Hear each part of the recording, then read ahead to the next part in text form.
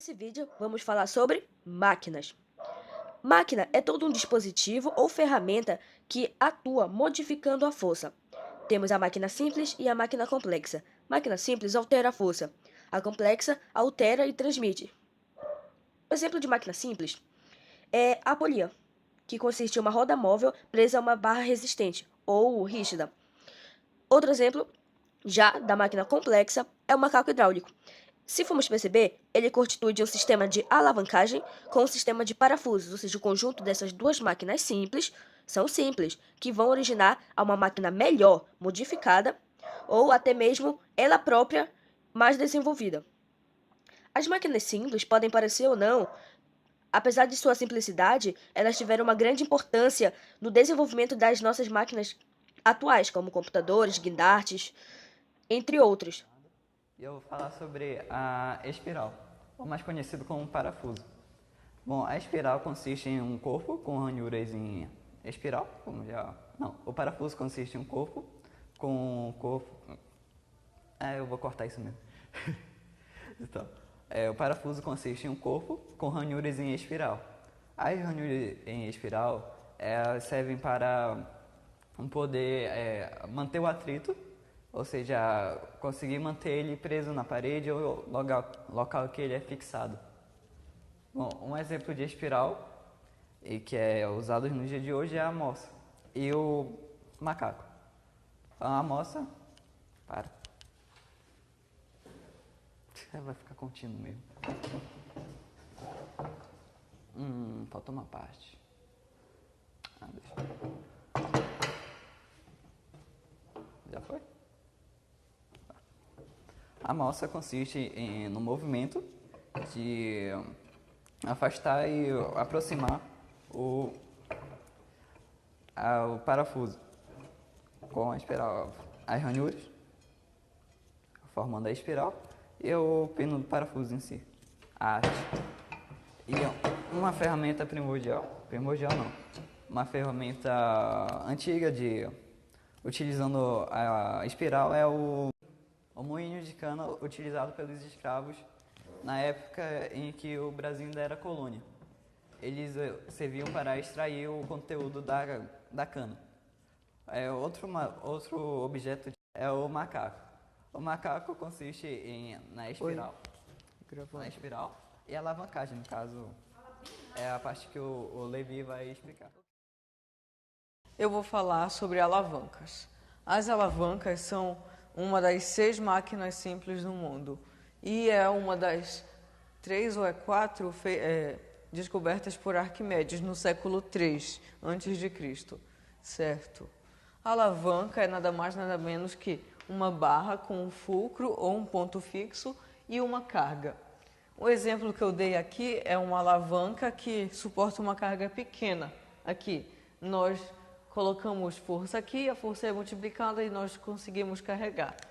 Essa daqui, nesse caso com o fulcro no meio, nós temos a mesma locomoção de cada lado.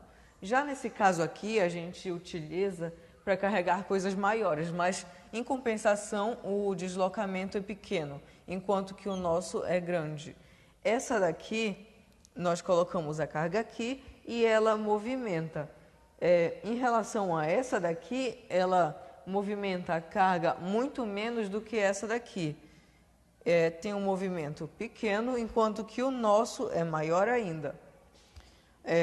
Existem 2 tipos de alavanca. A interfixa, que tem o ponto fixo entre a força potente e a força resistente. E a interpotente, que tem a força potente, que está entre o ponto fixo e a força resistente. Um exemplo de alavanca é o macaco hidráulico.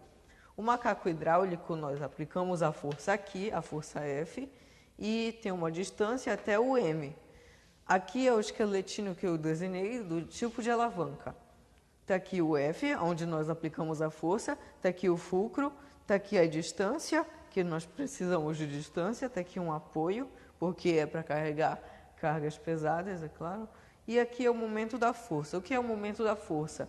O momento da força é quando nós aplicamos a força e é o resultado da força. Esse é o momento da força. Existe uma fórmula para a gente calcular o momento da força que é M igual a F vezes D. M é o momento da força, F é a força aplicada e D é a distância entre a força e o momento da força. Meu nome é Gustavo e eu vou falar sobre polias. Primeiramente, existem dois tipos de polia, a polia fixa e a polia móvel. Polia, em geral, ela é uma roda móvel cujo seu eixo está fixo em uma estrutura rígida. A polia geralmente é usada para levantar cargas pesadas, para que ela sirva como um ponto de apoio, para não precisar levantar de cima para baixo, mas sim de baixo, usando o ponto de apoio e embaixo. A polia fixa ela está presa a alguma parede, a alguma madeira. Ela vai servir como ponto de apoio para ser passada uma corda e levantar a carga. Se a carga vai pesar 50 quilos, para ela ser levantada, ela também vai precisar de 50 quilos, ou seja, o peso que está aqui vai ter que ser o mesmo da força que será aplicada, não vai mudar. Ela não ocorre mudança no peso em que vai ser puxado. Já a polia móvel, ela vai constituir em uma polia presa a um ponto fixo e uma polia móvel. O peso da carga, aqui nesse caso, é 50 quilos. Por causa desse conjunto, vai ocorrer a diminuição, ou seja, a distribuição no peso entre as polias, para que no final a força necessária para levantar não necessitará ser igual ao peso da carga. Um exemplo da polia já desenvolvida seria a utilização em guindastes. Ela já é feita de um material mais resistente e o trabalho dela não vai ser mais manual, mas sim com a utilização de um motor que estará dentro da máquina.